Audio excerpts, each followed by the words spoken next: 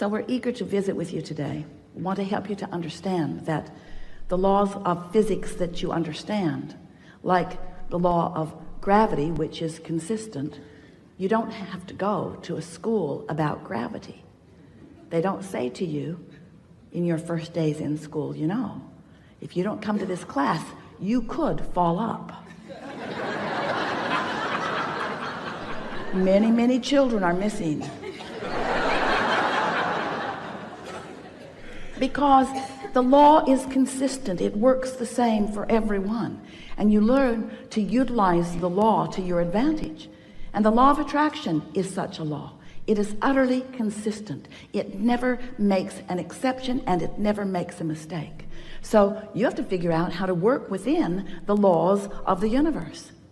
We cannot talk about the law of attraction without introducing to the subject momentum, because law of attraction is the reason that momentum exists. When you give your attention to something for as little as 17 seconds, at that 17-second point, there is a momentum that is discernible as another thought like it joins it, and so forth. So the more you focus, the more momentum. But the most important thing to understand about the way momentum works is that when you are sleeping, you have a reprieve of the momentum. In other words, your beliefs are in suspension while you sleep, which means the momentum of them, the law of attraction momentum of them, is slow to non-existent depending upon how well you are sleeping. So what that means is when you awaken in the morning, you have the opportunity to reestablish, if you want to, a vibrational starting point that law of attraction will begin to respond to right away. Now, usually when you wake up in the morning, you remember what you were thinking about yesterday, or more important, you re-achieve the emotional feeling place of what you were feeling yesterday. It's like, oh yeah, I remember I'm not happy. Or, oh yeah, I remember I'm lonely now. Or, oh yeah, I remember I'm confused. But what we want you to realize is that you don't have to be the same lonely today that you were yesterday, because that night's sleep changed the momentum.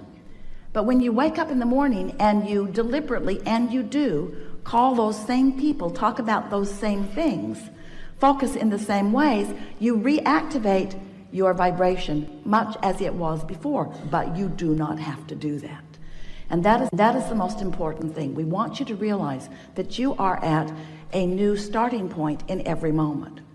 But it is unlikely for you to begin to think all new thoughts when you wake up. Some of you have suggested a lobotomy. We don't recommend it, because there are many things that you believe that are serving you really well. You just want to become a better sifter. You want to become a better discerner. You want to become better at caring about how you feel and then focusing in ways that accomplish that. If we can, in some way, offer enough words don't teach, and analogies, words don't teach, and conversation, words don't teach. We've enjoyed this interaction immensely. That if we can offer enough that will to stimulate within you the awareness that your point of attraction is everything, because you are the center of your universe, and that you are the perceiver of it, which means you are the vibrational interpreter of it. You translate your vibration into the reality that you are living, into what you are seeing and hearing and smelling and tasting and touching. If we can convince you that since all those things are true, that the only thing that matters to you is how you feel. If you can leave this room with a new determination within you that you now, more than ever before, care about how you feel and mean to do something about soothing yourself. Esther was on an airplane last week, going from Boston back to San Antonio. And there was a beautiful family sitting in front of her, a mother and a child about 6 years old, and two little twin boys who were about 2, maybe, if even. They were walking, sort of kind of talking. And they were all strapped into their 4 seats. And Esther was sitting right behind the mother. And when the airplane took off, one of the little boys across the aisle from his mother was terrified. It was probably his first flight, and the roar of the engine, the sound of the machine, the feeling of it on the runway, he was hysterical. And he wasn't spoiled, he was hysterical. He was frightened. It was a new experience, and the power of the airplane scared him. His mother and the flight attendants looking right at his mother like, do not get out of your seat, do not get out of your seat. And Esther is thinking, if I were that mother, I would be out of my seat now. So the airplane got in the air, and once it was stable, long after Esther thought it was stable, the flight attendant gave her the knowing nod, like, now that your child is out of oxygen. So now mother moved over into his seat and held him tight in her arms, just tight in her arms, kissing the back of his head and holding him tight in her arms. And gradually he settled down back into his knowing that all was well.